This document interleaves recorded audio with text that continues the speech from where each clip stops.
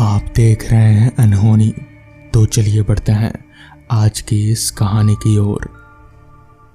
Corona में lockdown खुलने के बाद दो दोस्तों ने, अजय और विजय ने, घूमने का प्लान बनाया। पिछली बार लॉकडाउन की वजह से छुट्टियों में कहीं जा नहीं सके, इसलिए अब की बार लॉकडाउन खुलने के बाद उन दोनों ने घूमने का प्लान बनाया। दोनों दोस्त गाड़ी में बैठे और विजय गाड़ी ड्राइव करने लगा। धीरे धीरे शाम होने लगी और टप टप करके बारिश की कुछ बूंदें गिरने लगी। तभी अजय बोला, वाह क्या मौसम है, आज तो मज़ा ही आ गया सच में। तभी विजय बोला, यार अंधेरा होने वाला है, चल वापस चलते हैं। नहीं यार, देखना कितना अच्छा मौसम है, ऐसे मौसम में वापस जाना बेवकूफ़ी है। तभी विजय बोला, नहीं यार देख तो रात होने वाली है, चल वापस चलते हैं। तू बस ड्राइव कर और इस मज़ेदार मौसम का मज़ा ले। अजय विजय की बात नहीं मानता और उसको ड्राइव करने को बोलता है। तभी विजय देखता है कि उस गाड़ी के सामने एक औरत खड़ी है। उस औरत को बचाने के लिए विजय गाड़ी की स्टीयरिंग घुमाता है। इससे गाड़ी एक पेड़ से टकरा जाती है। दोनों दोस्त जल्दी से गाड़ी से बाहर निकलते हैं और अजय विजय से गुस्से में बोलता है, यार तुझे ढंग से गाड़ी चलानी नहीं आती क्या? देख पेड़ से ठुकवा दी। अभी सुनसान जगह पर जहाँ गांव छोड़ कोई इंसान भी नहीं है, यहाँ रिपेयरिंग शॉप कहाँ ढूंढेंगे? तभी विजय बोला, यार इसमें मेरी कोई गलती नहीं है, वो औरत अचानक मेरी गाड़ी के सामने आकर खड़ी हो गई और उसको बचाने के चक्कर में गाड़ी टकरा गई। कैसी औरत? कौन सी औरत? यहाँ तो कोई औरत नहीं है, बात मत बना, चल कोई रिपेयरिंग शॉप ढूंढ। मेरा विश्वास कर, मैं बहाना नहीं बना रहा। अजय फिर से विजय की बात नहीं मानता और रिपेयरिंग शॉप ढूंढने लग जाता है। वो एक बहुत ही सुनसान जगह थी। एक तरफ से पत्तों के गिरने की आवाज़ तो दूसरी तरफ हवाओं के चलने की। बारिश की आंधी ने भी भयंकर रूप ले लिया था। चांद को भी बादलों ने पूरी तरह से घेर लिया था। अमावस्या की रात लग रहे थे। अजय आगे चल रहा था और विजय पीछे। तभी उन दोनों को एक दिए की हल्की सी रोशनी दिखी। उन दोनों को लगा कि शायद उनको वहाँ कोई इंसान मिले जो उनकी मदद कर सके। वो दोनों उस दिए की रोशनी की तरफ जा रहे थे कि तभी एकदम से अजय को किसी चीज से ठोकर लगी, जिससे वो नीचे गिर गया। जब उसने पीछे मुड़कर देखा तो विजय गायब था। वो तेजी तेज चिल्लाने लगा, विजय! लेकिन उसकी आवाज़ तो सन्नाटे में बदल गई। तभी बिजली कड़की और हल्की सी रोशनी में अजय को दिखता है कि वहाँ पर विजय के कपड़े पड़े हुए हैं और वहाँ पर एक खून का निशान बना हुआ है जहाँ पर विजय को ले जाया गया था। अजय उस खून के निशान का पीछा करता है और झाड़ियों में चला जाता है। थोड़ी दूर जाने पर फिर से बिजली कड़कती है और जो बिजली से हल्की सी रोशनी आती है उससे अजय को दिखता है कि उसके पैर के पास बहुत सारा खून पड़ा है। उस खून को देखकर अजय के पसीने छूट जाते हैं और किसी अनहोनी की आशंका से वो थर थर कांपने लग जाता है और सोचने लगता है कि कहीं ये विजय का खून तो नहीं है। और अचानक से ये क्या हो गया विजय के साथ? फिर धीरे धीरे उस खून के निशान को फॉलो करते हुए वो आगे बढ़ने लगता है। जैसे जैसे वो आगे बढ़ता है जंगल और भी घना और डरावना होता जाता है। लगभग 2 किलोमीटर चलने के बाद खून के निशान ख़त्म हो जाते हैं। जहाँ खून के निशान ख़त्म होते हैं उसी के सामने अजय को एक बहुत बड़ा लोहे का गेट दिखता है। ना चाहते हुए भी वो कांपते हाथों से गेट को खोलता है और जैसे ही हाथ आगे बढ़ाता है तभी गेट अपने आप खुल जाता है। वो कांपते कांपते जैसे ही अंदर जाता है खट की आवाज़ आती है और गेट अपने आप ही बंद हो जाता है। अजय बहुत बुरी तरह डर जाता है। फिर वो जैसे ही आगे बढ़ता है तभी उसको लगता है कि उसके पैर से कुछ टकराया। जैसे ही वो नीचे देखता है वो थर थर कांपने लग जाता है। उसके पैर के पास एक औरत की आधी कटी हुई लाश पड़ी थी जिसका सिर कटा हुआ था। उस लाश को देखकर अजय के पसीने छूट जाते हैं। पहले तो उसको लगा कि ये विजय की लाश है, लेकिन जब उसको पता चला कि ये एक औरत की लाश है तो वो समझ जाता है कि ये विजय की लाश नहीं है। फिर वो धीरे धीरे आगे बढ़ने लग जाता है। थोड़ी दूर जाने पर वो एक कब्र के गड्ढे में गिर जाता है। गड्ढे में गिरे गिरे ही वो देखता है कि विजय एक हाथ में फावड़ा लिए गड्ढे को भर रहा है जिसमें अजय गिरा हुआ है। तभी अजय उसको बोलता है, अरे विजय, ये क्या कर रहा है तू? लेकिन विजय उसकी एक नहीं सुनता और गड्ढा भर देता है। सिर्फ अजय का सिर ही बाहर रह जाता है और शरीर गड्ढे के अंदर। वो देखता है कि विजय हवा में उल्टा लटक कर शैतानी हंसी हंस रहा था। तभी तो काली परछाइयाँ आती है और एक परछाई विजय का पहला पैर और दूसरी परछाई विजय का दूसरा पैर पकड़ लेती है। तभी दोनों परछाइयाँ विजय के दोनों पैरों को एक साथ खींचती है और विजय को बीच में से फाड़ देती हैं। तभी ये क्या, विजय तो आधा कटकर भी शैतानी हंसी हंस रहा है। तभी अजय देखता है कि विजय का आधा कटा हाथ फिर से फावड़ा लिए खड़ा है। मगर तभी वहाँ जंगल से एक अघोड़ी बाबा निकल आते हैं। शायद वो उसी शमशान के पास में साधना कर रहे थे। उन्होंने आते ही कुछ तंत्र मंत्र पढ़ने शुरू कर दिए, जिसके बाद वो आत्मा अचानक से कहीं गायब हो गई। जिसके बाद बाबा ने मुझे गड्ढे से बाहर निकाला और कहा, जल्दी यहाँ से निकलो, जितना जल्दी हो सके। तुम्हारा दोस्त मरा नहीं है, वो गाड़ी में ही बेहोश पड़ा है। ये सब बस एक छलावा है। जितना जल्दी यहाँ से निकलोगे इससे बाहर निकल पाओगे। जिसके बाद अजय भागकर वापस अपनी कार के पास आता है और पाता है कि विजय वहीं पर बेहोश पड़ा है। उन्होंने जैसे तैसे गाड़ी को स्टार्ट किया और फिर वहाँ से वो दोनों निकल गए। मगर वो सब क्या था ये आज तक उन दोनों को पता नहीं चल पाया।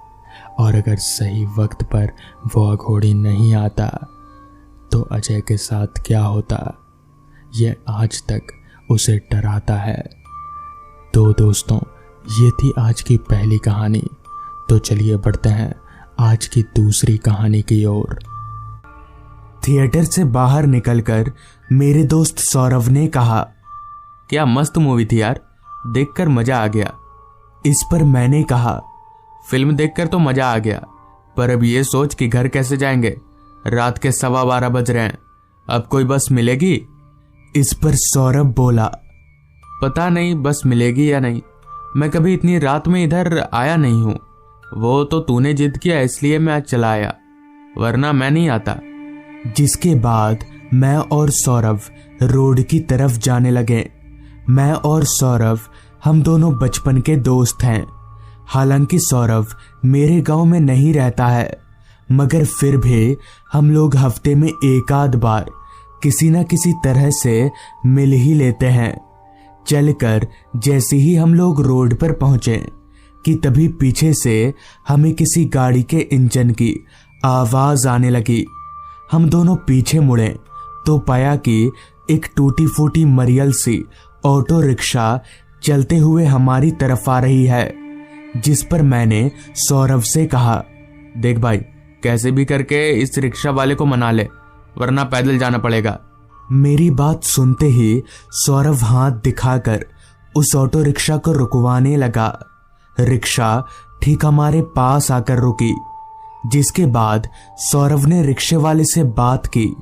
हालांकि पहले पहले तो रिक्शे वाले ने हमें घर तक छोड़ने के लिए साफ तौर पर इनकार कर दिया था, मगर जैसे तैसे पता नहीं कैसे सौरभ ने उस रिक्शे वाले को मना ही लिया।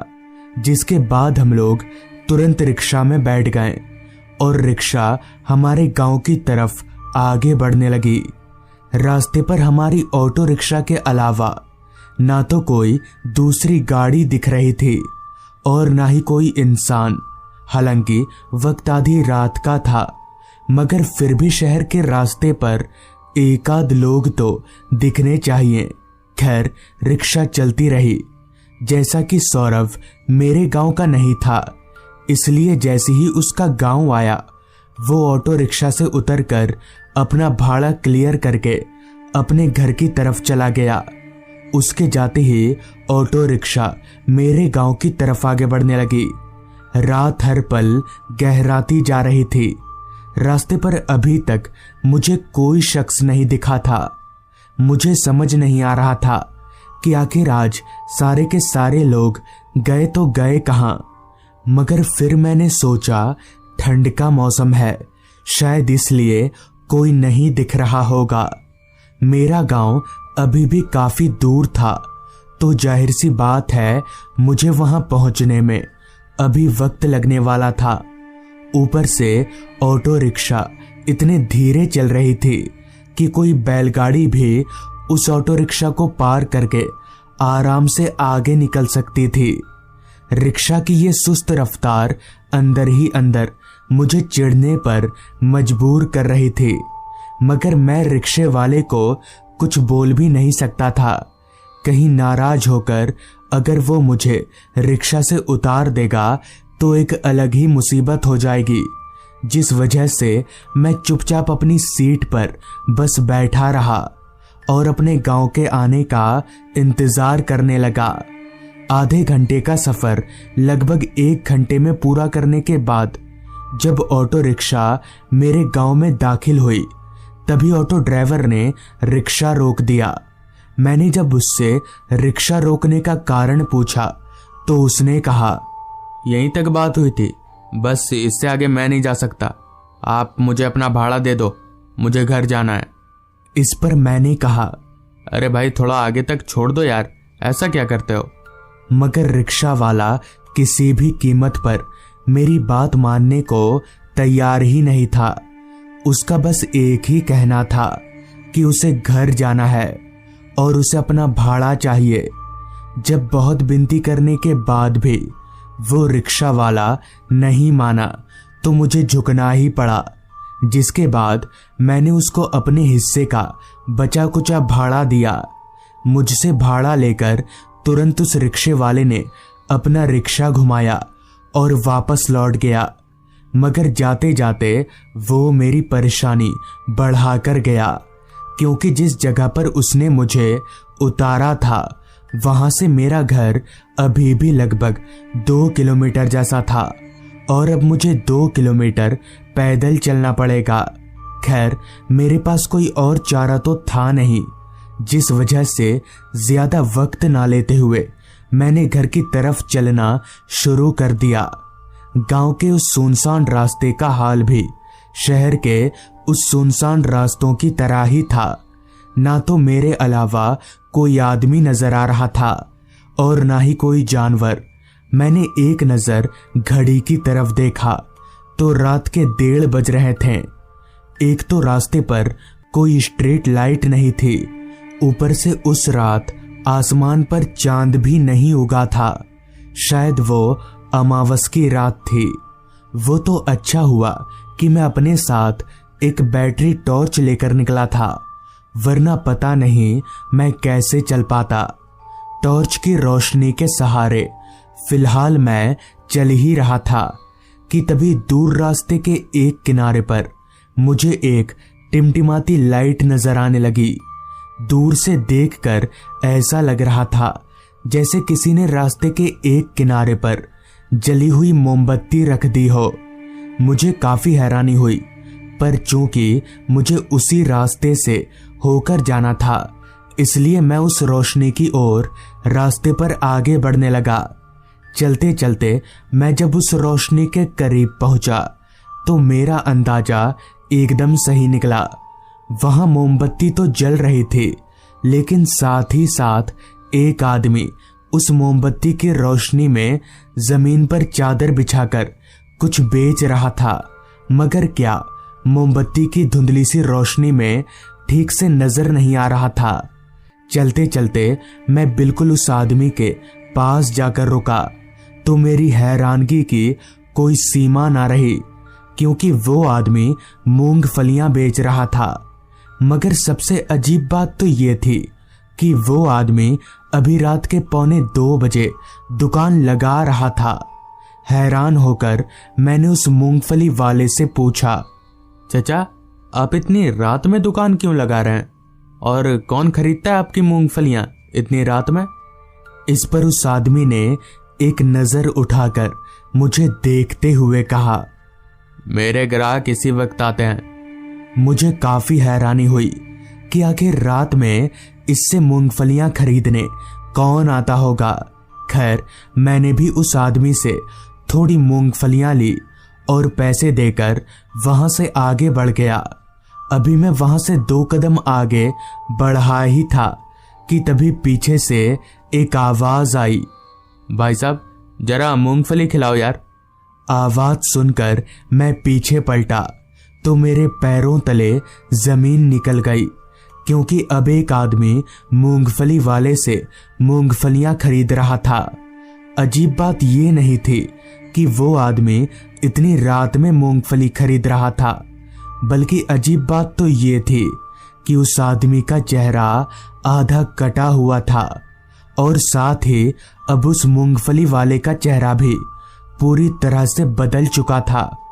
वो दोनों किसी इंसान की तरह तो कतई नहीं लग रहे थे। मेरी तो सिट्टी बिट्टी गुल हो चुकी थी। मैं वहां से भागना चाह रहा था, मगर मेरे पैर काम ही नहीं कर रहे थे। तभी उस मूंगफली वाले ने उस आदमी को मूंगफली दिया।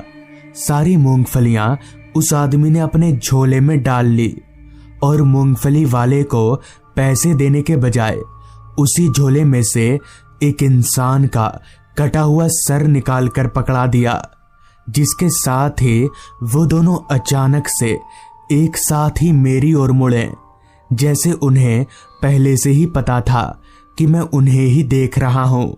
वो दोनों मुझे देखकर जोर जोर से हंसने लगे। मुझे कुछ समझ नहीं आ रहा था कि अब क्या करना चाहिए, मगर मैं इतना जरूर समझ चुका था कि अगर मैं यहां रुका तो बच नहीं पाऊंगा, जिस वजह से मैं वहां से दौड़कर घर की ओर भागने लगा। भागते भागते मैंने एक दफा पीछे पलट कर देखा तो मैं और भी ज्यादा घबरा गया, क्योंकि पीछे अब ना तो कोई मूंगफली की दुकान थी, ना कोई मूंगफली वाला और ना ही वो ग्राहक। मगर फिर भी मैं रुका नहीं, भागता रहा। अभी मैं रास्ते पर भाग ही रहा था कि तभी फिर से मुझे सामने की तरफ वही मूंगफली वाला और उसकी दुकान और वही ग्राहक नजर आया। वो दोनों मुझे देखकर अभी भी हंसे जा रहे थे। मैं समझ गया था कि ये हकीकत नहीं बल्कि भ्रमजाल है। ये लोग मुझे इस भ्रमजाल में बस फंसाना चाहते हैं। इसलिए मैं मन ही मन हनुमान चालीसा पढ़ने लगा और सीधे अपने घर पहुंचा। अगली सुबह मैंने जब इस बात का जिक्र लोगों से किया तो पता चला कि दरअसल वो मूंगफली वाला उसी जगह पर चादर लगाकर अपनी मूंगफलियां बेचा करता था।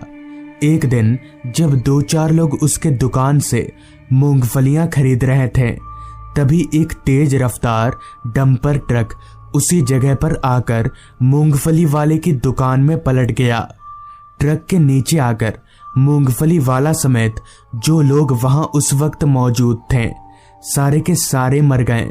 कहते हैं कि तभी से वो मूंगफली वाला हर रात उसी जगह पर अपनी दुकान लगाता है और उसके सभी भूतिया ग्राहक उससे मूंगफली खरीदने आते हैं।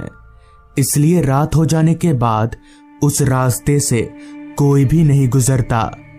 तो दोस्तों, ये थी आज की कहानी। अगर आपको ये कहानी अच्छी लगी हो तो चैनल को जरूर सब्सक्राइब कर लें।